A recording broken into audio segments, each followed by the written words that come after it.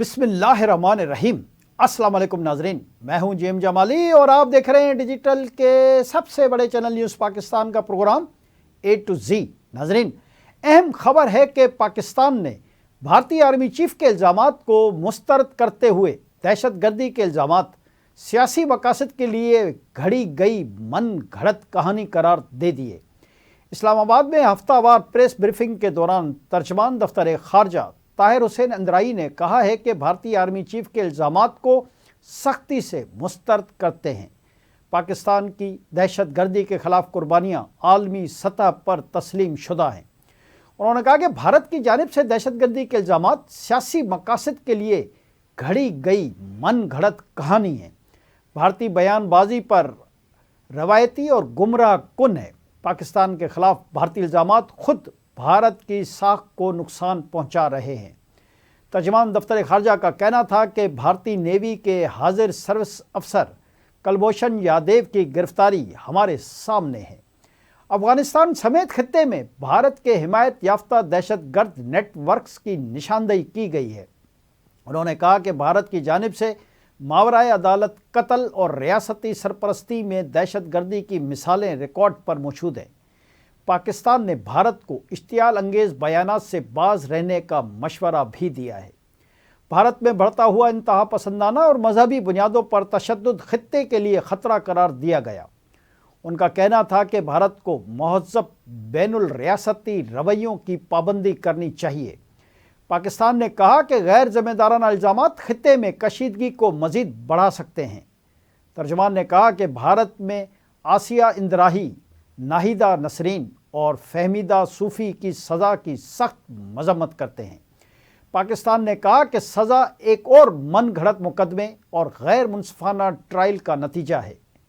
آسیہ اندراہی اور ان کی ساتھیوں کو کشمیری عوام کے حقوق کی پرامن جدوجہد پر نشانہ بنایا گیا ہے۔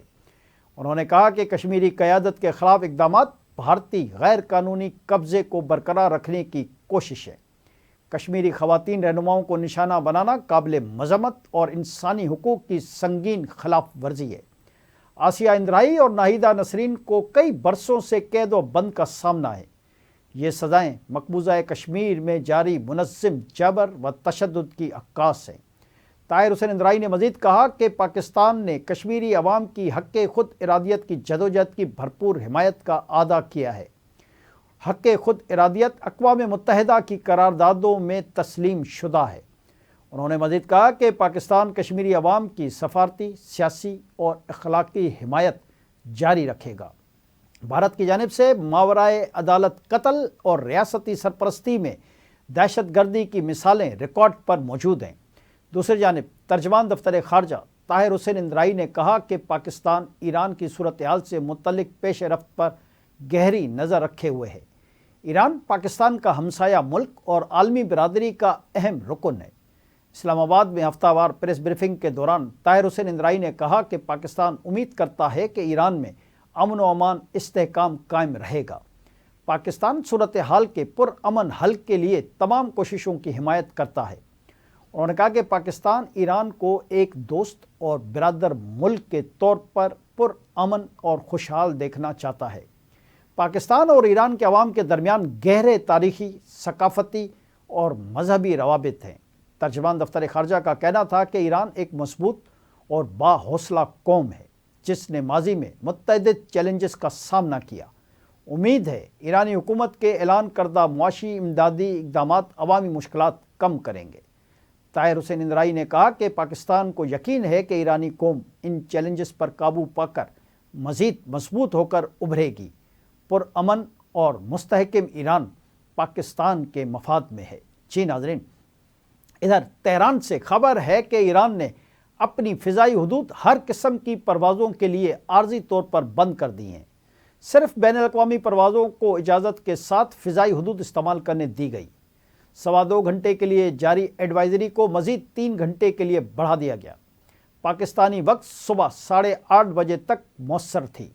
دریں اثنا ایران میں سیکورٹی صورتحال کے سبب امریکہ کے بعد اسپین، پولینڈ اور اٹلی نے بھی اپنے شہریوں کو ایران فوری چھوڑنے کی ہدایت کر دی ہے۔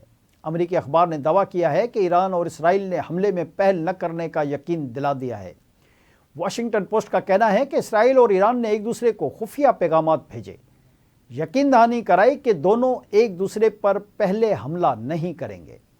रूस ने सालसी का किरदार अदा किया। इलावाजी अमरीकी अखबार ने इंकशाफ किया है कि सऊदी अरब की क़यादत में कतर और ओमान ने ईरान पर अमरीकी हमले की मुखालफत की है। ईरान पर हमले की सूरत में अमरीकी बमबार तैयारे तवील फासले तक मार करने वाले जदीद मिसाइल इस्तेमाल कर सकते हैं।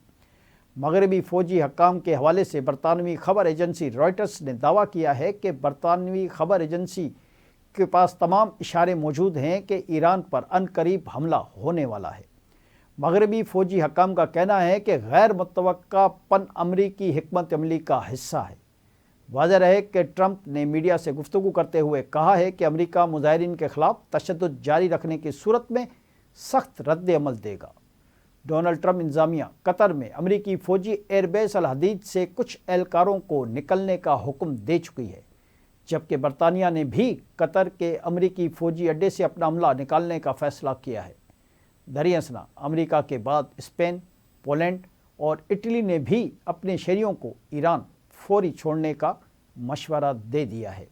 आज के लिए इतना ही। अगले प्रोग्राम तक के लिए अपने मेज़बान जेएम जमाली को इजाज़त दीजिए। अल्लाह हाफ़िज़।